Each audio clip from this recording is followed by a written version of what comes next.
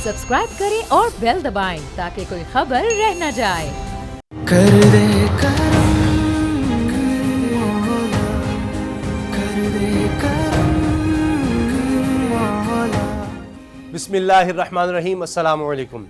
रमज़ानुल मुबारक का बाबरकत महीना अपने अंदर बेपनाह रहमतें बरकतें समोए हुए हैं और अल्लाह ताला का ख़ास करम है अपने हबीब नबी करीम सल्लल्लाहु अलैहि वसल्लम की उम्मत पर कि इस महीने में गुनाहों की बख्शिश हो जाती है।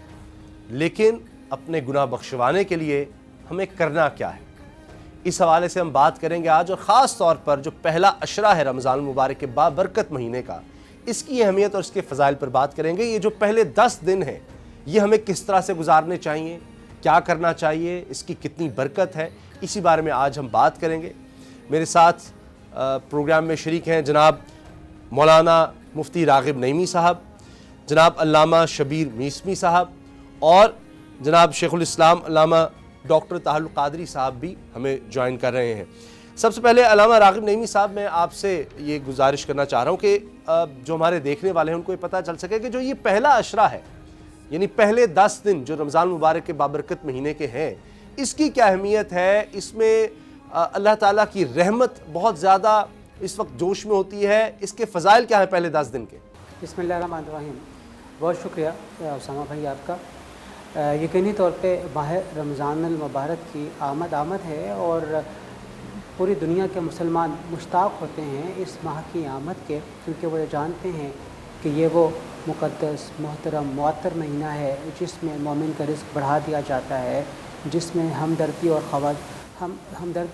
और गमख्वारी के जज्बात पैदा होते हैं। नबी करीम सल्लल्लाहु अलैहि वसल्लम ने शबानुल मुअज़्ज़म के महीने के अख्ताम पर माह रमज़ान के आगाज़ से कबल एक सहाबा कराम को खुतबा इरशाद फरमाया, जिसे शबानुल मुअज़्ज़म का आखिरी खुतबा कह सकते हैं या रमज़ान का इफ्तिताही खुतबा। इसमें नबी करीम सल्लल्लाहु अलैहि वसल्लम ने कैटेगोरिकली 3 अशरों के बारे में इरशाद फरमाया और आपने फरमाया अव्वलुहु रहमतुन व औसतुहु मग़फ़िरतुन व आखिरुहु इत्क़ुम मिनन नार, कि इसका पहला अशरा अल्लाह तबारक व तआला की रहमत का अशरा है, दूसरा अशरा मग़फ़िरत का अशरा है और तीसरा अशरा जहन्नम की आग से आज़ादी का अशरा है। तो इस एतबार से अगर देखा जाए तो ये जो पहला अशरा है जिसे हम रहमत का अशरा कहते हैं, इसमें अल्लाह वहदहु ला शरीक की रहमत बेपाया होकर इस रुए ज़मीन के ऊपर उतरती है और जो भी मुसलमान हैं और जो अपने आप को अल्लाह वहदहु ला शरीक की उन तमाम इबादात में पाते हैं जो कि अल्लाह की तरफ से मुकर्रर कर दी गई हैं, जैसे रमज़ान की इबादत है, उम्रे की इबादत है, तवाफ़ की इबादत है और फिर उसके साथ साथ मुख्तलिफ़ किस्म के ज़िक्र व अज़कार जो कि हम अमूमी तौर पे इस अशरे में करते हैं। अल्लाह तबारक व तआला के यहाँ उन तमाम का अजर और सवाब उस बेपाया रहमत की सूरत में मिलता है जो अल्लाह ताला अपने सामने दामन फैलाए हुओं के दामन को अपनी रहमत के साथ भर कर अता फरमा देती है। सुभान। अच्छा अल्लामा शबीर मीसमी साहब, ये फरमाइए कि जो पहला अशरा है इसके हवाले से कुछ अहम वाक़यात अगर आप हमें बता सकें, क्योंकि ये भी है कि सैयदना हज़रत इब्राहीम अलैहिस्सलाम हैं, कहा जाता है वो भी इसी पहले अशरे में नहीं पहले 10 दिन में आए और आसमानी किताब तौरात भी वो भी क्या इसी अशरे में पहले 10 दिन में नाज़िल हुई रमज़ान के? बिस्मिल्लाहिर्रहमानिर्रहीम। अल्लाहुम्मा सल्लि अला मुहम्मद व आलि मुहम्मद व अज्जिल फ़रजहुम। सबसे पहले तो इस बाबरकत महीने की आमद पर पूरी उम्मत मुस्लिमा को मुबारकबाद पेश करता हूँ और अल्लाह ताला से दुआ करता हूँ कि इसकी बरकत से इंसानियत पर जो इस वक्त मुश्किल वक्त आया हुआ है, इम्तिहान आया हुआ है, इसको दूर कर दे और इंसानियत को अल्लाह सुब्हानहू व तआला के सामने सरबसुजूद कर दे। माह मुबारक रमज़ान, जिस तरह से मुफ्ती साहब ने भी फरमाया, मैं भी करता चलूँ कि हुज़ूर अकरम सल्लल्लाहु अलैहि वसल्लम ने जो खुतबा शाबानिया फरमाया है उसमें बयान फरमाते हैं कि अय्युहन्नास क़द अक़बल इलैकुम शहरुल्लाह बिर्रहमति वल बरकति वल मग़फ़िरा। ए लोगों, तुम्हारे तरफ अल्लाह का महीना आया है रहमतों, बरकत और मग़फ़िरतों को लेकर। क़द दुईतुम फ़ीहि इला ज़ियाफ़तिल्लाह, اب یہاں سے جملہ سنیے، خوشخبری کون دے رہے ہیں؟ سرور کائنات حضرت محمد مصطفیٰ صلی اللہ علیہ وآلہ وسلم کہ لوگوں اس مہینے میں تمہیں اللہ کی دعوت میں بلایا گیا ہے۔ اب اس جملے سے میں ایک جملہ عرض کروں، پھر آپ کی بات پر آہستہ آہستہ آتا ہوں کہ اللہ کی دعوت پہ بلایا گیا ہے۔ ہم دنیا داری کی مثال سے اس دعوت کو سمجھنے کی کوشش کریں، اگرچہ کہ مثال بہت دور دور ہے۔ اگر ہمیں کوئی بڑی شخصیت بلاتی ہے تو ہم پہلے سے تیاریاں کرتے ہیں، آمادہ ہوتے ہیں۔ اللہ سبحانہ وتعالیٰ نے ہمیں دعوت پہ بلایا ہے۔ ہماری حیثیت کیا ہے؟ ہم گناہ گار ہیں، ہم خطا کار ہیں، ہم وہ ہیں کہ اللہ سبحانہ وتعالیٰ کے سامنے جرأت کے ساتھ گناہ کیا ہے۔ کہیں کیمرہ لگا ہوتا ہے تو ہم کیمرے کی وجہ سے گناہ نہیں کرتے، لیکن اللہ سبحانہ وتعالیٰ کے سامنے گناہ کرتے ہیں۔ پھر بھی مالک کائنات جس نے اپنے اوپر رحمانیت اور رحیمیت کو فرض کیا ہوا ہے، وہ چاہتا ہے کہ گناہ گار بندہ آئے، اس کو موقع ملے۔ کیوں؟ اسی کے اللہ سبحانہ وتعالیٰ کو اپنی ہر مخلوق سے محبت ہے، اور انسان اشرف المخلوقات ہونے کی وجہ سے سب سے زیادہ محبوب ہے، اور پھر امت محمدیہ صلی اللہ علیہ وآلہ وسلم سے انتہا محبت ہے۔ اس لیے اللہ سبحانہ وتعالیٰ نے ہمیں روزوں کی نعمت سے نوازا، توبہ کی نعمت سے نوازا، مغفرت کی نعمت سے نوازا، برکتوں سے نوازا۔ تو گناہ گاروں کو اللہ تعالیٰ دعوت دے رہا ہے، okay you have a chance, میں تو تمہیں چاہتا ہوں، تم مجھے چاہتے ہو، آؤ اس مہینے میں آ جاؤ، مجھ سے توبہ کرو، مغفرت مانگو، سجدے کرو، نوافل پڑھو، روزے رکھو، حرام سے بچو، میں تمہارے لیے بہت کچھ کرنے کے لیے تیار ہوں۔ خود قرآن مجید کے بارے میں شہر رمضان الذی انزل فیہ القرآن، باقی جو واقعات ماہ رمضان کے پہلے عشرے میں واقع ہوئے نہ ہوں، قرآن مجید کے بارے میں ہے کہ یہ ماہ رمضان میں نازل ہوا ہے۔ اب پھر آ کے شب قدر کے بارے میں بھی کہا جاتا ہے کہ قرآن مجید شب قدر میں نازل ہوا ہے۔ دوسری آسمانی کتابوں کے بارے میں ہے کہ ماہ رمضان میں نازل ہوا، لیکن ہمارے پاس ایک اوتھینٹک چیز نہیں ہے کہ آیا پہلے 10 دن میں نازل ہوا یا نہیں ہوا۔ اور رمضان المبارک کی فضیلت اس امت کو دی گئی ہے جو کہ بہت ہی عظیم ہے انشاءاللہ۔ سبحان اللہ، سبحان اللہ، سبحان اللہ۔ اچھا ڈاکٹر طاہر القادری صاحب، یہ فرمائیے گا کہ جس طرح رمضان کی بات ہے تو ایک مدت کے لیے ہمارے پاس آتا ہے، اور پتہ نہیں پھر اگلے رمضان کے حوالے سے کیا ہو، کیونکہ صحابہ کرام رویا کرتے تھے جب رمضان ختم ہو رہا ہوتا تھا۔ تو یہ وقت جو ہے اس کی انسان کی زندگی میں کتنی اہمیت ہے، کیا اہمیت ہے، کیونکہ انسان تو بڑے مختصر وقت کے لیے اس دنیا میں آیا ہے۔ ان الانسان لفی خسر، یقیناً انسان خسارے میں ہے۔ خسارے میں کون سا انسان ہے؟ جو وقت کی اہمیت کو نہیں سمجھتا اور وقت کو صحیح طور پہ یوٹیلائز نہیں کرتا اور وقت کو ضائع کر بیٹھتا، جو وقت کا صحیح استعمال نہیں کرتا۔ جس ہستی نے اللہ نے وقت دیا ہے اس وقت کو اس کے متعین کیے ہوئے مقاصد کے مطابق استعمال نہیں کرتا۔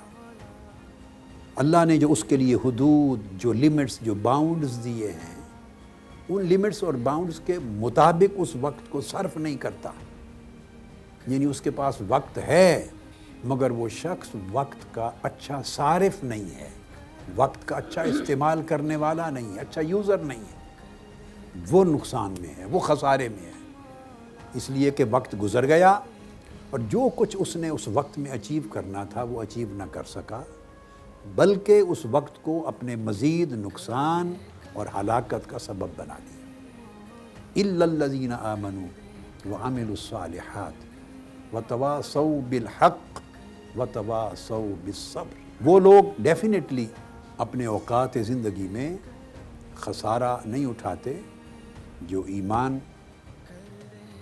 پر اپنے آپ کو مستحکم کرنے کی کوشش کرتے ہیں، ایمان لاتے ہیں اور اس وقت کے اسپین میں اعمال صالحہ کرتے ہیں، نیکیاں کرتے ہیں، بھلائیاں کرتے ہیں، نیک عمل کرتے ہیں، خواہ وہ اللہ کے تعلق میں ہیں، خواہ وہ اللہ کی مخلوق کے تعلق میں ہیں۔ اور پھر ایک دوسرے حق پر قائم رہتے ہیں، حق کی نصیحت کرتے ہیں، اور حق اور نیکی پر رہنے کی وجہ سے جو مشکلات پیدا ہوتی ہیں، ان مشکلات میں صبر پر رہنے کی تلقین کرتے ہیں، خود بھی عمل کرتے ہیں، دوسرے کو بھی نصیحت اور وصیت کرتے ہیں۔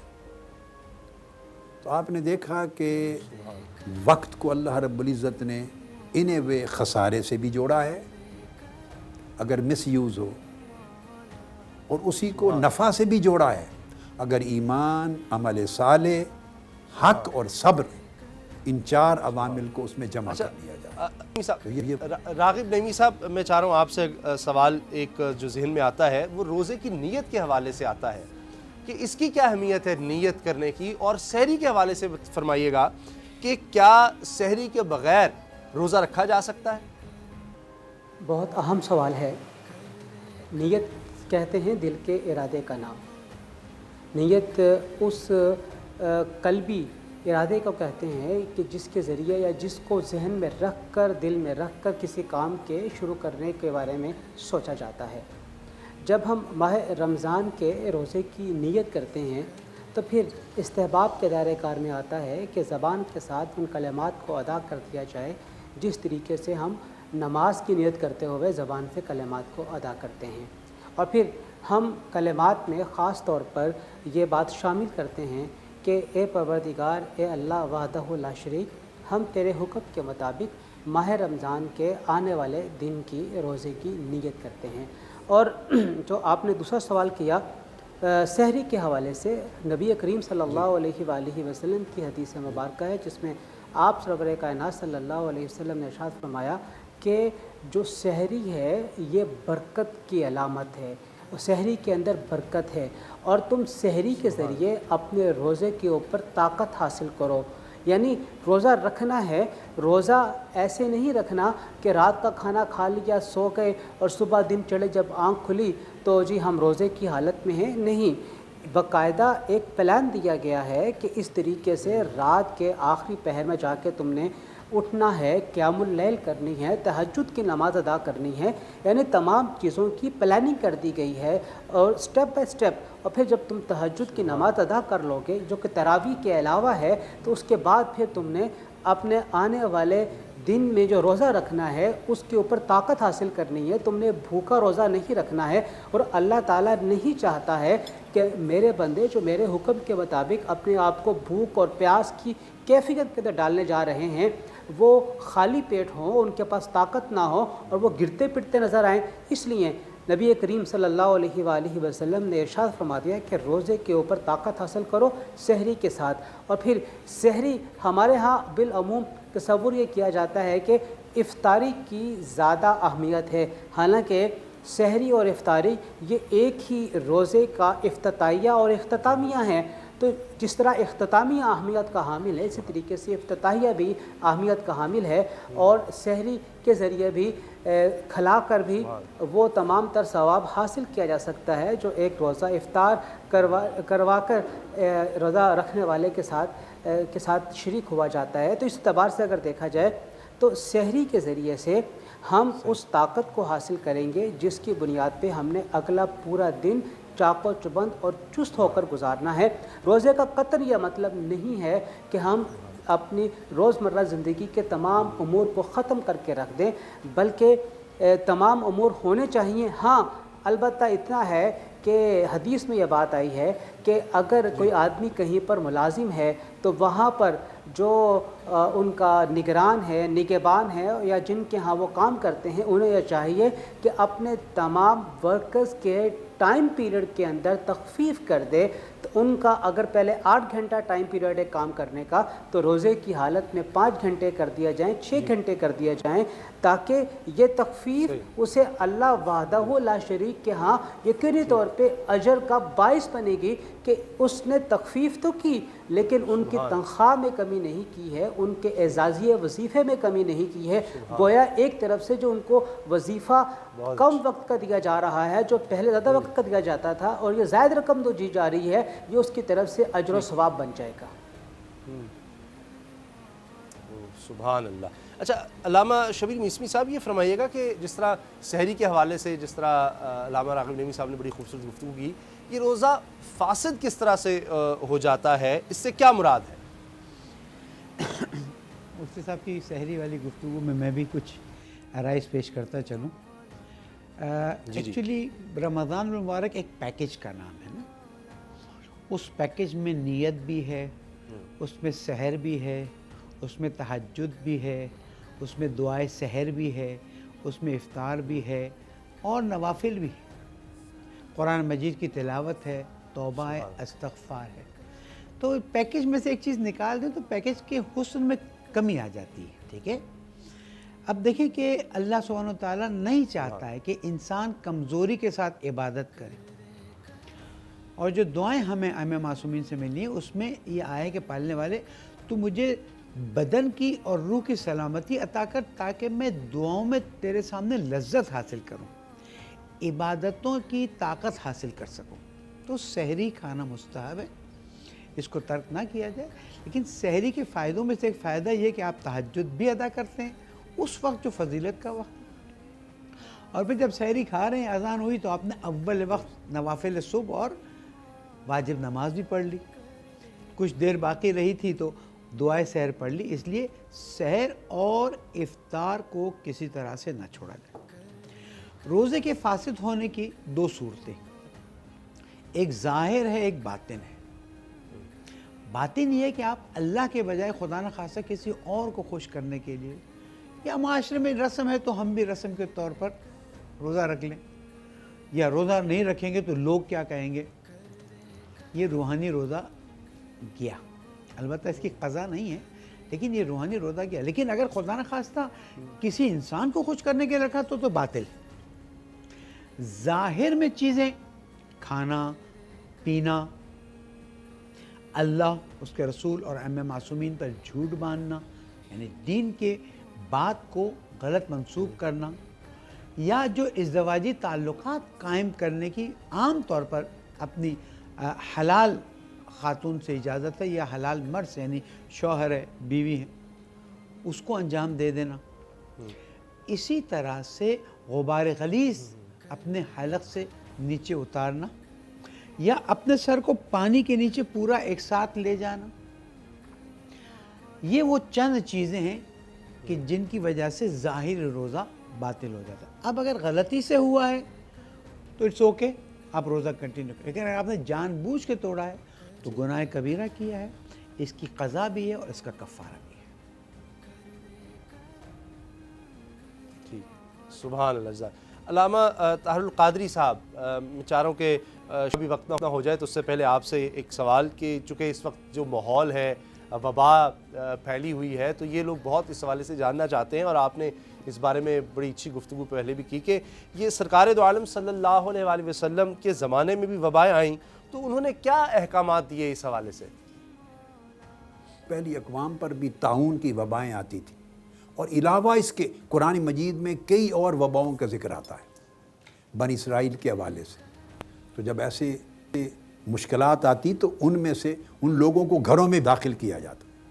موسیٰ علیہ السلام کے زمانے میں بھی بنی اسرائیل پر جب فرعون کے مظالم بڑھ گئے تھے اور وہ ایک عذاب بن گیا تھا تو ان کو گھروں میں رہنے کا حکم آ گیا تھا، اور فرمایا تھا وَجْعَلُوا بُيُوتَكُمْ قِبْلَةً وَأَقِيمُوا الصَّلَاةَ، اپنے گھروں کو مسجدیں بنا لو، گھروں میں بیٹھ جاؤ اور انہیں عبادت گاہوں میں کنورٹ کر دو، مسجدوں میں کنورٹ کر دو، اور اس میں نماز پڑھو، اللہ کی عبادت کرو، گریہ و زاری کرو، معافی مانگو، استغفار کرو، توبہ کرو، عاجزی پیش کرو، تاکہ اللہ اپنی مدد نازل فرما دے. اور پھر فرمایا وَبَشِّرِ الْمُؤْمِنِينَ، جو لوگ گھروں میں بند ہو کر ایسا کریں گے اللہ پاک اپنی مدد نازل کرے گا اور مومنوں کو بشارت دے دیں کہ مدد آئے گی. یہ ایک فینومینن ہے. سو یہ جو وقت ہے گھروں میں بیٹھے ہیں، مصائب و آلام کا وقت ہے، مصیبت کا، بلا کا، وبا کا. اب یہ تو ٹلے گا اپنے وقت پر، یہ وقت ختم ہوگا اپنے وقت پر. آپ کی اور میری خواہش سے تو نہیں جانا، مگر اس وقت کو یوٹیلائز کس طرح کریں کہ یہ وقت ہماری مشکلات میں مزید اضافے کا باعث نہ بنے بلکہ ہمارے سٹریس کم کرے. اس وقت کے اندر ہم بگڑے نہیں بلکہ کچھ سنوریں، ان اوقات میں ہم خرابیاں نہ بڑھائیں اپنی زندگی میں، پریشانیاں نہ بڑھائیں اپنی زندگی میں، بلکہ ہم اس سے اصلاح لیں، خیر کے پہلو نکالیں، اس سے بینیفٹ لیں، اس وقت سے بینیفٹ لیں، تاکہ وہ اگلا وقت ہمارے لیے یوزفل ہو جائے، کمفرٹیبل ہو جائے۔ اس وقت سے فائدہ اٹھائیں تاکہ اگلا آنے والا وقت ہمارے لیے آرام دہ بن جائے۔ جس سے گزر رہے ہیں یہ بھی وقت ہے، اور ہر شخص نے الٹیمیٹلی جہاں جانا ہے وہ بھی ایک وقت ہے۔ اس وقت کو اگر بینیفیشل کر لیا تو اگلا وقت کمفرٹیبل ہو جائے گا، اس کا اچھا استعمال کر لیا تو اگلا وقت آرام دہ ہو جائے گا۔ اس لیے اللہ رب العزت موجودہ زندگی کو تو وقت فرمایا ہی ہے، مگر اگلی زندگی قیامت کا دن اس کو بھی وقت کے ساتھ تعبیر کیا ہے۔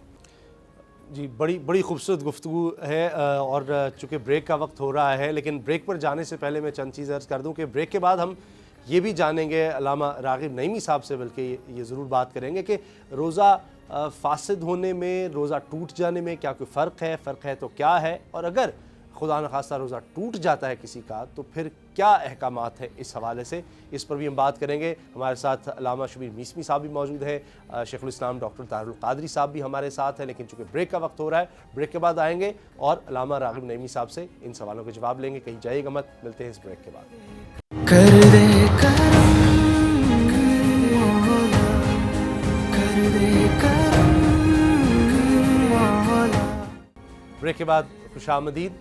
علامہ راغب نعیمی صاحب، جو بریک سے پہلے میں عرض کر رہا تھا کہ کیا فرق ہے کچھ روزہ فاسد ہونے میں اور ٹوٹ جانے میں، اور اگر خدا نخواستہ روزہ ٹوٹ جاتا ہے تو پھر کیا کیا جائے؟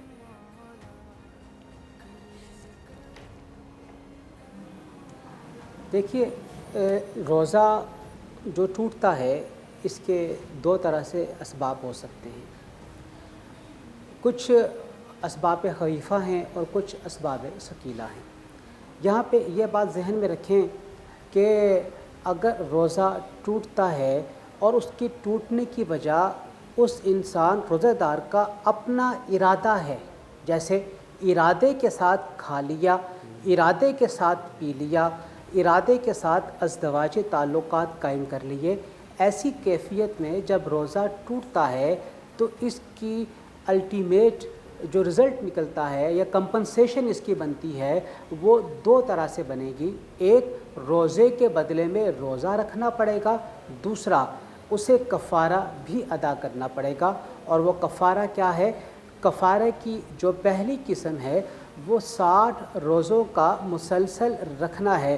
جس آدمی نے اپنا روزہ جان بوجھ کر ارادے کے ساتھ توڑا ہے وہ 60 روزے مسلسل رکھ کر اس کا کفارہ ادا کرے گا، اور اگر وہ یہ 60 روزے نہیں رکھ پاتا ہے پھر وہ 60 مسکینوں کو 2 وقت کا کھانا کھلائے گا، اور کھانا کھلانے کی جو مقدار ہے یا اس روزے کا جو کفارہ ہے اس کی جو مقدار ہے وہ صدقہ فطر کے حوالے سے ہے کہ جس طرح ایک روزے کا صدقہ فطر ہے تو اس کا مطلب یہ ہوا کہ وہ 60 روزوں کا 60 صدقہ فطر ادا کرے گا۔ اگر وہ گندم کے اعتبار سے دینا چاہتا ہے جو کہ منیمم ہے تو پھر وہ 100 روپیہ فی روزے کے حساب سے دے گا، اگر وہ اوپر بڑھتا ہے جو کے حساب سے دیتا ہے تو 200 روپے ہوں گے، کھجور کے حساب سے دیتا ہے تو 700 روپے ہوں گے، اور اسی طریقے سے اگر وہ منقع کے حساب سے دیتا ہے تو پھر وہ 2100 روپیہ صدقہ فطر فدیہ بنے گا اس کے روزے کا جو اس نے کفارے کے طور پہ رکھنا ہے۔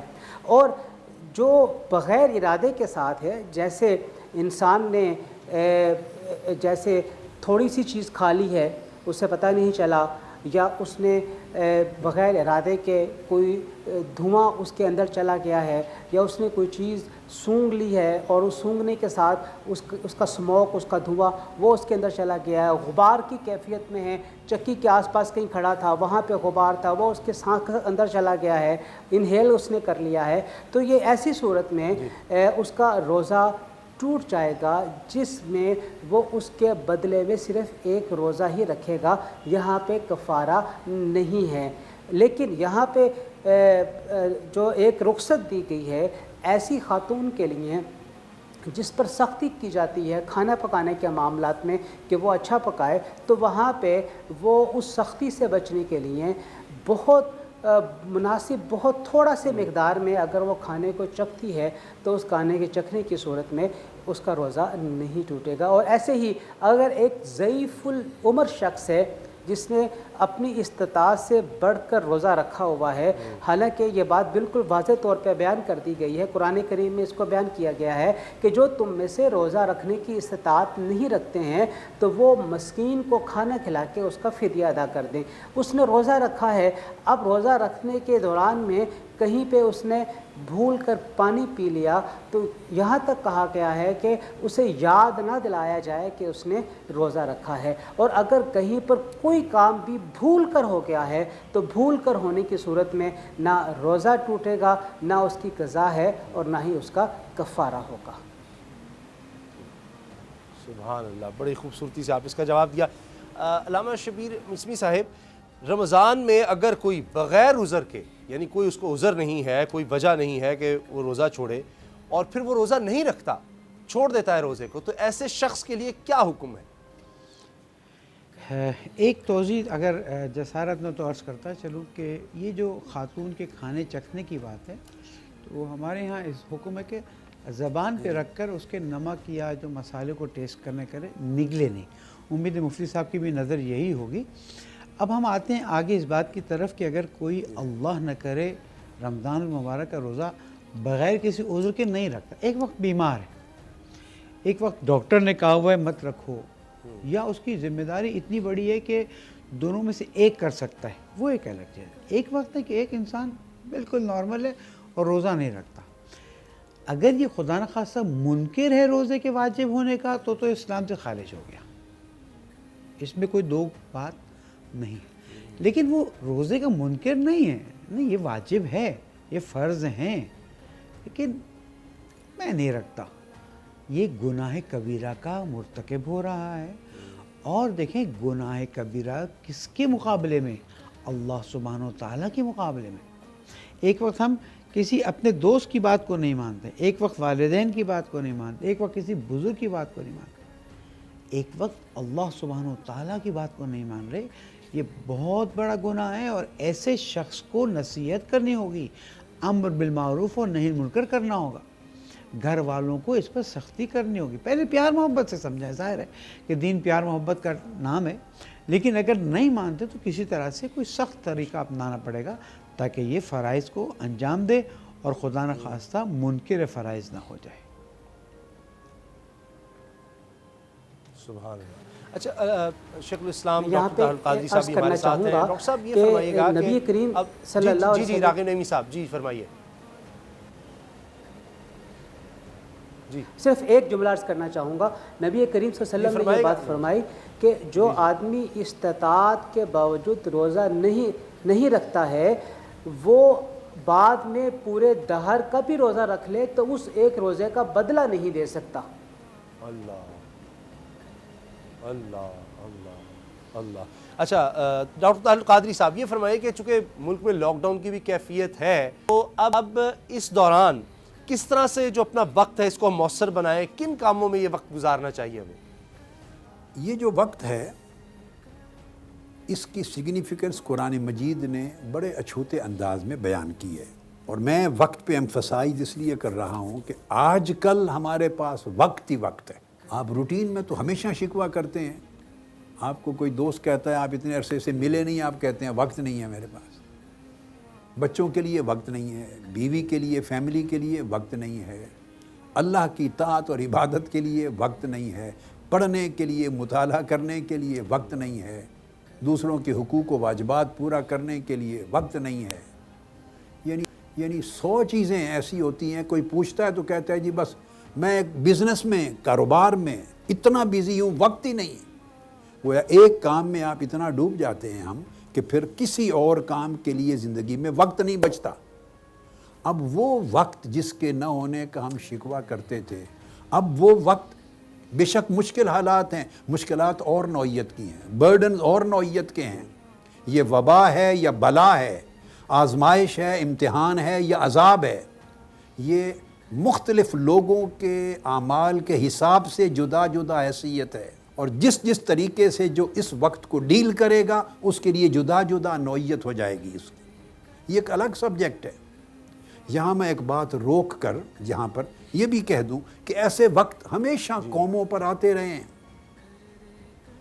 ہماری یعنی امت مسلمہ پہ بھی ایسے وقت آئے ہیں جب وبا آئی ہے، وہ بلا اور کسی کے لیے وہ امتحان اور آزمائش بنی ہے، کسی کے لیے عذاب بنی، اور پہلی قوموں پر بھی آتے تھے۔ اور ایک عجیب بات ہے کہ جو تعلیم اور تلقین حضور نبی اکرم صلی اللہ علیہ وآلہ وسلم نے فرمائی ہے، چونکہ وہ تعلیم اور تلقین مبنی بر وحی ہے، اللہ کی نازل کردہ ہدایت کی روشنی میں فرماتے ہیں، ایسی ہی سچویشنز میں اسی طرح کی تعلیم و تلقین پہلے پیغمبر بھی اپنی امتوں کو کرتے تھے۔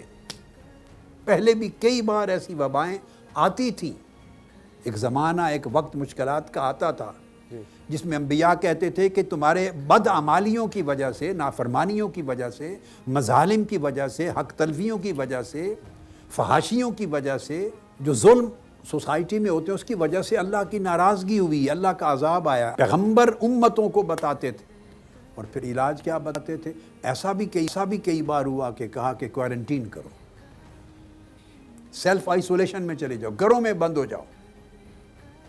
یہ جو میں نے آپ کو صحیح بخاری اور صحیح مسلم کے حوالے سے حدیث بتائیں اپنی پچھلی کئی نشستوں میں، کہ حکم فرمایا کہ گھروں میں معصور رہو، اپنے شہروں میں معصور رہو، اور فرمایا گھروں میں بیٹھو، باہر نہ نکلو۔ یہ پہلے انبیاء کے ہاں بھی ایسے جب کبھی واقعات آتے ان کی امتوں پر تو وہ تلقین کرتے۔ میں چونکہ ہمارے نان مسلم بھائی بھی آڈینس ہیں میرے، ہمارے شہری بھی ہیں اور پوری دنیا میں وہ بھی اسی وبا میں مبتلا ہیں، تو میں ایک ریفرنس ساتھ ہی ساتھ چلتے ہوئے بائبل کا دینا چاہتا ہوں۔ تو یہ میرے پاس بائبل ہے، میرے ہاتھ میں کتاب ہے۔ اس بائبل کا جو اولڈ ٹیسٹمنٹ ہے اس کے اندر ایک کتاب ہے، اولڈ ٹیسٹمنٹ میں یسعیا، یہ جو بک ہے یسعیا، اس کا چیپٹر ہے 26۔ یہ عہد نامہ قدیم کا بائبل کا جو پہلا حصہ ہے اولڈ ٹیسٹمنٹ، اس کے اندر یہ بک ہے یسعیا۔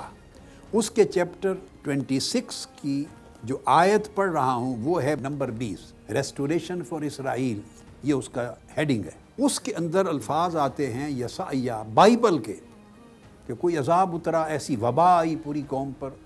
اللہ کے اس پیغمبر حضرت یسعیا نے کہا کہ اللہ تم سے ناراض ہے، اللہ نے عذاب اتارا ہے، تو کیا کہا؟ Go home my people and lock your doors, hide yourselves for a little while until the Lord's anger has passed۔ یہ میں نے آپ کو اس کی ورس 20 کا یسعیا کی کتاب سے بائبل کے اولڈ ٹیسٹمنٹ کا ریفرنس دیا۔ جی اچھا، علامہ راغب نعیمی صاحب، تراویح کے حوالے سے ایک سوال ہے بہت ہی اہم کہ یہ تراویح کی اہمیت کیا ہے دین میں، اور کیا موجودہ صورتحال میں گھر میں تراویح پڑھنی چاہیے اور کس طرح سے؟ بہت اہم سوال ہے، اور اس وقت پورے پاکستان میں اس کے حوالے سے ایک سوال بھی اٹھایا جا رہا ہے۔ سب سے پہلے ہم یہ دیکھتے ہیں کہ اس کی حیثیت کیا ہے۔ اس کی حیثیت سنن موقدہ کی ہے، جو کہ جماعت کے ساتھ علی الکفایہ ہوگا، مسجد کے اندر ادا کرنا، اور جماعت کے ساتھ اس کو ادا کرنا مسجد کے اندر ہی ہے، اس کے علاوہ نہیں ہے۔ یعنی یوں کہہ لیں کہ اگر کوئی قرآن کریم کی باقاعدہ اس طرح تلاوت کرنا چاہتا ہے، ٹھیک ہے، وہ تنہائی میں بھی ادا کر لے گا، اس کی سنن ادا ہو جائے گی، لیکن اس سے بڑھ کر یہ ہے کہ وہ آ کے ادا کرے۔ اب جب ہم یہاں تک پہنچ گئے کہ ہم نے اپنی فرائض نماز تک محدود کر لیا ہے، چاہے وہ 5 وقت کی ہے یا وہ جمعے کی فرائض نماز ہے، اور پھر ہم اس کے ساتھ ساتھ ایگزیمپشن بھی دیتے رہے ہیں کہ بچوں کے حوالے سے، ضعیف العمر، اولڈ پیپلز کے حوالے سے، بیماروں کے حوالے سے، اسی حوالے سے ہم پہلے یہ بھی کہتے رہے کہ تمام طرح کی سنن اور نوافل وہ اپنے اپنے گھروں میں ادا کی جائیں، تو میں یہ سمجھتا ہوں کہ اگر کوئی اس رخصت کے اوپر عمل کرتے ہوئے اپنے گھروں میں بھی سنن کو ادا کرنا چاہتا ہے تو اسے گھروں میں بھی سنن ادا کرنے کا ثواب 20 رکعت کا ویسے ہی ملے گا جس طریقے سے وہ مسجد میں آ کے ادا کر رہا ہے، سوائے اس کے کہ اس کو جماعت کا نہیں ملے گا۔ اور ہم نے دیکھا ہے کہ جن گھروں میں حفاظ کرام ہیں وہ نہایت ہی آسانی کے ساتھ اپنے گھروں میں اس کی جماعت کا اہتمام کر سکتے ہیں، اپنے ہاں وہ جماعت قائم کر سکتے ہیں، بچے حافظ ہیں وہ آگے آ جائیں اور باقاعدہ جماعت کی صورت میں اپنے گھروں میں ہی اس کو قائم کر لیں۔ لیکن اگر مسجد میں جماعت کو تراویح کی جماعت کو قائم کرنا ہے تو اس کے لیے وہی پریکاشنز ہمیں اختیار کرنا پڑیں گی، اور کوئی آتا ہے تو گویا وہ عزیمت کے راستے کے اوپر عمل کرتے ہوئے مسجد کے اندر آ رہا ہے، پریکاشنز وہی ہوں گی کہ وہ ماسک پہن کے آئے گا، وہ اپنے گھر سے ہی وضو کر کے آئے گا، اپنا مصلی لے کر آئے گا، وہ ایک مجمع کی صورت نہیں لگائے گا، اور جب صفوں کے اندر کھڑے ہوں گے تو ایٹ لیسٹ ان کے درمیان میں ایک بہت مناسب فاصلہ ہونا چاہیے جس طریقے سے علماء کی میٹنگ کے اندر طے کیا گیا، اور اس کا باقاعدہ ایک صفوں میں نمازیوں کے کھڑے ہونے کا نقشہ بھی بنا کے وہ ڈسٹریبیوٹ کر دیا گیا ہے، بالکل اسی ہی طریقے سے ہوگا۔ لیکن میں پھر یہاں پہ یہ عرض کروں گا کہ اگر 2 3 4 افراد بھی آ جاتے ہیں تو وہ جو ایک جماعت کا تصور ہے مسجد کے اندر وہ پورا ہو جاتا ہے، اور باقی افراد کو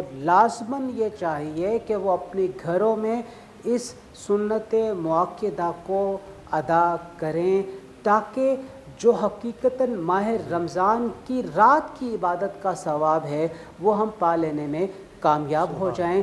آپ کو پیش قرآن کریم سارا زبانی نہیں بھی آتا، جو آپ کو صورتیں آتی ہیں آپ ان کے ساتھ ان 20 رکعت تراویح کی نماز کو آپ ادا کیجئے، اس کے بعد پھر آرام کیجئے، اور جب صبح سحری کے لیے دوبارہ سے کھڑے ہو جائیں تو کم سے کم 2 رکعت نماز تہجد کی جو کہ 8 تک آپ پڑھ سکتے ہیں آپ وہ بھی پڑھ لیجئے۔ آپ یقین جانیے جس پیکج کی ابھی بات کی جا رہی تھی اسی پیکج کے اندر تراویح کی نماز بھی ہے، اسی کے اندر تہجد کی نماز بھی ہے، اسی میں قرآن کریم کی تلاوت بھی ہے، ذکر و اذکار بھی ہے، درود شریف بھی ہے، اور اتنا وسیع وقت جس طرح جناب ڈاکٹر صاحب فرما رہے تھے اتنا وسیع وقت انفرادی طور پہ ہم اگر اپنی پوری زندگی سابقہ دیکھ لیں کبھی نہیں ملا ہوگا، اور شاید آئندہ بھی ہمیں دوبارہ اس طرح کا وقت نہ مل سکے۔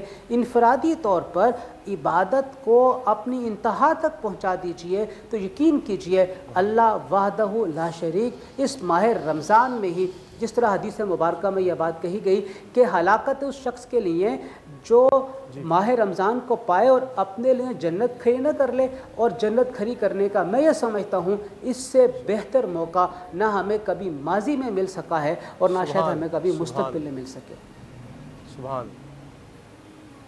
سبحان اللہ، جزاک اللہ۔ مصفی صاحب وقت میرے پاس بہت کم رہ گیا، یہ فرمائیے گا کہ اگر کسی شخص کو روزہ توڑنا پڑتا ہے، یہ مثال کے طور پر اب یہ کرونا کی وبا ہے، کوئی ٹیسٹ ایسا آ جاتا ہے یا اس میں تشخیص ہو جاتی ہے اور اس کو کچھ ایسا ٹریٹمنٹ دینا ہے کہ وہ روزہ توڑ دیتا ہے یا اس کو توڑنا پڑتا ہے، تو پھر کیا حکم ہے؟ دیکھیں اگر کسی کا روزہ جو ہے کسی شرعی عذر کی وجہ سے توڑنا پڑ جاتا ہے، بیمار ہو گیا یا ایسی حالت ابھی بیمار ہوا نہیں، اب اگر نہیں توڑے گا تو بیمار ہو جائے گا، 3 صورتیں ہیں۔ نمبر 1 بیمار ہونے کا ڈر ہے، اور ایسا ڈر نہیں کہ جو عام طور پر واقع ہے۔ نمبر 2 بیماری کے طولانی ہونے کا ڈر ہے۔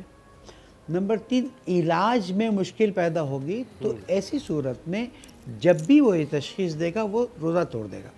ہمارے پاس مثال ہے چند سال پہلے جب گرمی شدید ہو گئی تھی اور لوگ بے تحاشا موت کی نظر ہو رہے تھے، مر رہے تھے، اس وقت ایک خاتون نے مجھے فون کیا اور کہا کہ مولانا صاحب میری حالت بہت خراب ہو رہی ہے، اور لٹرلی وہ بے ہوش ہو گئی۔ کوئی اطراف میں تھا، انہوں نے فون اٹھایا، کس سے بات کر رہی؟ میں نے کہا مجھ سے بات کر، میں نے کہا روزہ کھلوا دیں؟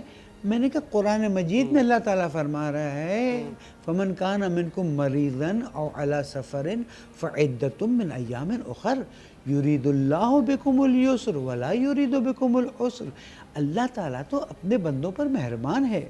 تم میں سے جو مریض ہو یا مسافر پہ ہو، سفر پہ ہو، تو آئندہ اس کی قضا کر لے. اللہ تمہارے لیے آسانی چاہتا ہے، اللہ تمہارے لیے سختی نہیں چاہتا. ہماری مشکل کیا ہے؟ دیکھیے دو طرح کے مسلمان ہیں، ایک فرار کرنے والے مسلمان، ایک قرار رہنے والے مسلمان. ہم فرار کرنے والے یعنی روزوں سے فرار کرنے والے مسلمانوں کی بات ہی نہیں کریں، وہ جو چاہیں ان کا اور اللہ کا مان. جو قرار پہ مسلمان ہیں اور جو آخر وقت تک کوشش کرتے ہیں میرا روزہ ہو جائے، ان سے میں درخواست کروں گا کہ دیکھیں اللہ سبحانہ و تعالیٰ نے فرمایا الصوم لی و میں اس کا اجر خود عطا کروں گا. آپ نے روزہ اللہ کی خاطر رکھا نا. اب اللہ سبحانہ و تعالیٰ قرآن مجید میں حکم دے رہے روزہ کھول لو، بیمار پڑ رہے ہو تم یا بیماری بڑھ رہی ہے، تو اللہ تعالیٰ کی ذات کے سامنے ضد نہیں کر سکتے. اللہ آپ کے روزے کو نہیں دیکھ رہا ہے، اس نیت کو دیکھ رہا ہے. اور جب آپ کو افسوس ہوگا کہ میرا ہاتھ سے روزہ گیا، تو آپ کی عبادت کا ڈبل ثواب ہو جائے گا. جہاں تک وہ اجتماعی عبادت کا مسئلہ، ایک چھوٹی سی عرض کرتا چلوں کہ دین کی ساری عبادتیں اجتماعی ہیں، چاہے نماز ہو، چاہے روزہ ہو، چاہے حج ہو، چاہے زکوٰۃ فطرہ ہو، چاہے جہاد ہو، یہ سب اجتماعی ہیں. لیکن ان کی شرائط ہیں. اگر شرائط تبدیل ہوتی ہیں تو عین ممکن ہے کہ اجتماع کو روکا جانا. آج مجھے تعجب ہوتا ہے کہ بہت سے لوگ اس بات پہ مصر ہیں کہ نہیں ہم اس اجتماع کو قائم کریں گے. کوئی آپ کو منع نہیں کرتا، لیکن آپ دیکھیے کہ اگر اس اجتماع کے قائم کرنے سے وائرس پھیل رہا ہے، زیادہ پرابلم آ رہی ہے، تو شریعت اس کی اجازت نہیں دیتی ہے. اور ہمیں شریعت کی پابندی کرنی ہے، اپنے دلوں کی پابندی نہیں کرنی ہے. جی جزاک اللہ، بہت بہت شکریہ، بڑی مہربانی جناب علامہ شبیر میسمی صاحب، جناب علامہ مفتی راغب نعیمی صاحب، آپ کا بہت شکریہ. اور اسلام ڈاکٹر طاہر القادری صاحب، آپ کا بھی بہت بہت شکریہ. دعاؤں میں سب کو ہمیں یاد رکھنا ہے کہ اللہ تعالیٰ اس بابرکت مہینے کی برکت سے ہی اس وبا کا خاتمہ کر دے. دعاؤں میں یاد رکھیے گا. اجازت دیجیے، اللہ حافظ. کر دے کرم، کر دے کرم، سبسکرائب کریں اور بیل دبائیں تاکہ کوئی خبر رہ نہ جائے.